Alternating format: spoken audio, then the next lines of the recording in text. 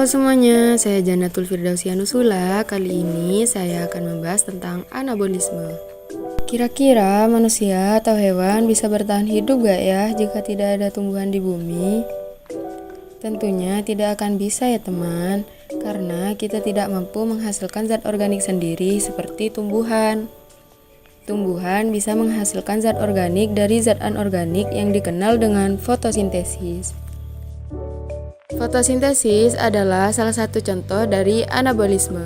Anabolisme adalah proses pembentukan senyawa kompleks yang dibutuhkan oleh sel dari molekul sederhana dengan bantuan energi.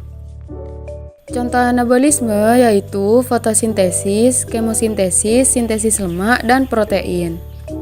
Fotosintesis adalah pengubahan zat-zat anorganik yaitu karbon dioksida dan air oleh klorofil menjadi zat organik berupa glukosa dan oksigen dengan bantuan cahaya. Dan ini adalah reaksi kimianya. Fotosintesis ini terjadi di organel sel yang disebut dengan kloroplas. Kloroplas ini memiliki membran rangkap seperti mitokondria, yaitu membran luar dan membran dalam.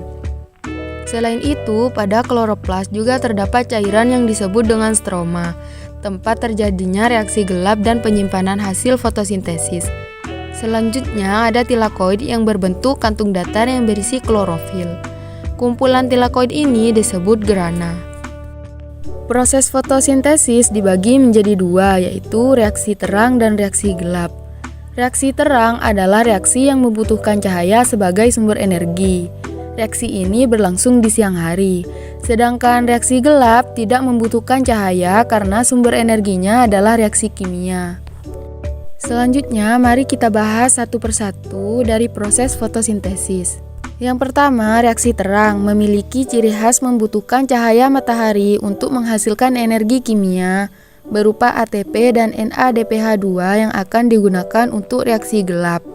Warna cahaya yang efektif diserap adalah biru dan merah.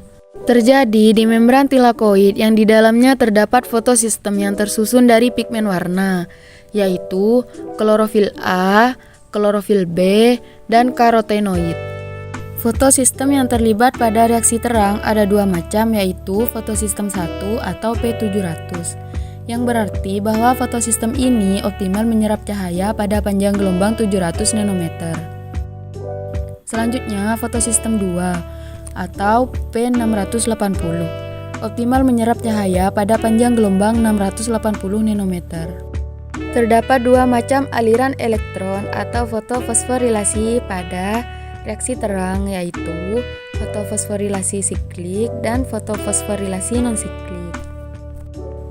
Fotofosforilasi siklik memiliki ciri khas di mana elektron yang akan dilepaskan oleh fotosistem 1 dan pada akhirnya akan dikembalikan lagi ke fotosistem 1. Fotofosforilasi siklik hanya menggunakan satu fotosistem saja, yaitu fotosistem 1.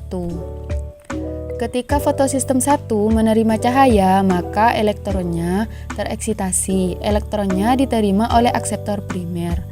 Kemudian dilanjutkan ke kompleks sitokrom, lalu plastosianin, dan akhirnya kembali lagi ke fotosistem 1. Setiap elektron yang tereksitasi akan menghasilkan ATP, sehingga hasil jalur dari fotofosforilasi non-siklik ini hanya ATP saja. Jalur ini terjadi ketika konsentrasi NADPH2 sudah mencapai maksimum. Fotofosforilasi non-siklik. Fotofosforilasi non-siklik ini dimulai ketika fotosistem 2 menyerap cahaya, dan energi tersebut ditangkap oleh klorofil untuk memecah molekul air atau fotolisis, di mana H2O akan dipecah untuk menjadi 2 ion H+, kemudian 2 elektron, dan setengah oksigen. Elektron yang dilepas oleh fotolisis akan menuju ke akseptor elektron, yaitu akseptor primer. Kemudian dilanjutkan ke sistem transport elektron seperti plastokuinon, kompleks sitokrom, dan plastosianin, dan akan menghasilkan ATP. Pada akhirnya, elektron tersebut akan diterima oleh fotosistem 1, dan saat bersamaan fotosistem 1 juga akan menyerap energi cahaya dan melepas elektron. Elektron yang dilepaskan tersebut akan diteruskan menuju akseptor primer, lalu ke transport elektron, selanjutnya yaitu peredoksin.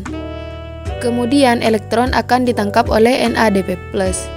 Nah, ion H+ hasil dari fotolisis akan berkaitan dengan NADP+, membentuk NADPH. Jadi, fotofosforilasi non-siklik ini akan menghasilkan ATP, NADPH2, oksigen, di mana oksigen ini akan dilepaskan keluar sel. Baiklah, sekarang kita akan lanjut membahas tentang reaksi gelap. Reaksi gelap memiliki ciri khas tidak bergantung pada energi cahaya, tetapi bergantung pada energi kimia. Hasil dari reaksi terang berupa ATP dan NADP2. Kemudian reaksi gelap terjadi di stroma. Hasil akhir dari reaksi gelap adalah glukosa. Nah, teman-teman, pada reaksi gelap ini ada 3 tahap. Yang pertama, fiksasi, yang kedua, reduksi, dan yang ketiga, regenerasi.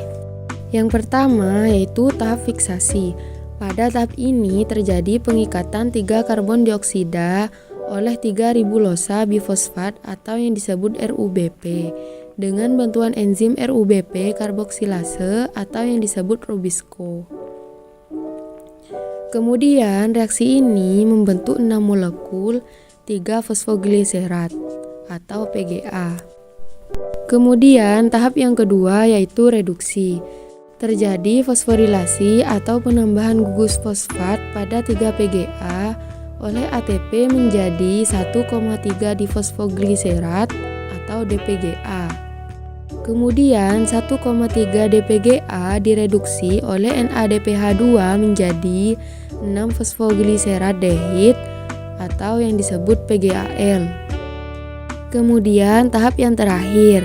Pada tahap ini terjadi pelepasan 1 fosfogliserat dehid menjadi setengah glukosa. Untuk menghasilkan 1 molekul glukosa harus melalui 2 siklus ya teman. Kemudian 5 molekul PGAL akan diregenerasi menjadi 3 molekul RUBP. Siklus ini akan terus berlanjut sampai molekul PGAL membentuk glukosa dan terus berulang selama energi kimia pada reaksi terang terbentuk. Baiklah, itu tadi adalah tahapan proses fotosintesis. Jadi, proses fotosintesis ada 2 macam, yaitu reaksi terang dan reaksi gelap. Pembeda dari reaksi terang dan reaksi gelap adalah hasil reaksi terang yaitu ATP, NADPH2, dan juga oksigen. Sedangkan hasil dari reaksi gelap yaitu glukosa. Semoga ilmu hari ini bermanfaat. Sampai jumpa di video berikutnya.